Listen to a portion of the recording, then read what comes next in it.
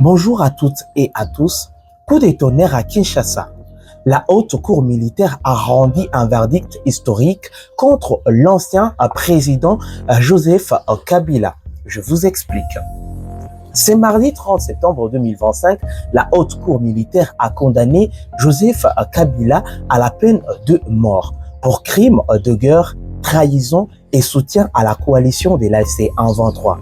Il a été jugé à son absence. Joseph Kabila est présenté comme le chef de la coalition de l'AFC 123. Il aurait organisé des réunions militaires inspectées de bases de l'armée révolutionnaire congolaise et collaboré étroitement avec le Rwanda. La Cour l'a reconnu coupable de viol, meurtre, torture, attaque contre le civil et bien plus.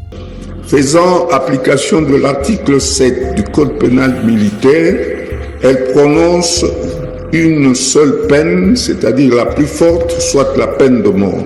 En plus de la peine capitale, il doit verser avant 9 milliards de dollars à la République démocratique du Congo pour préjudices moraux, destruction d'écoles, pertes économiques et souffrances infligées aux provinces du Nord Kivu et Sud Kivu. Un mandat d'arrêt immédiat a été lancé contre lui. Mais cette décision soulève des grandes questions. Peut-on vraiment condamner un ancien président sans qu'il soit présent à son procès?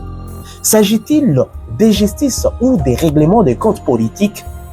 Et quelle sera la réaction de la communauté internationale? Ce verdict marque un tournant.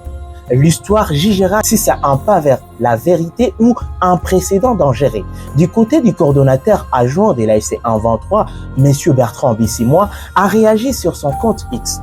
Je cite, « La condamnation à mort du président Joseph Kabila sous prétexte de son lien supposé avec l'AFC 123 est une violation de la déclaration de principe autant que la persistance des offensives armées du régime de Kinshasa. L'AFC 123 ne s'est jamais trompé sur l'homme d'en face et son jeu. » Abonnez-vous pour ne rien manquer sur l'évolution de cette affaire.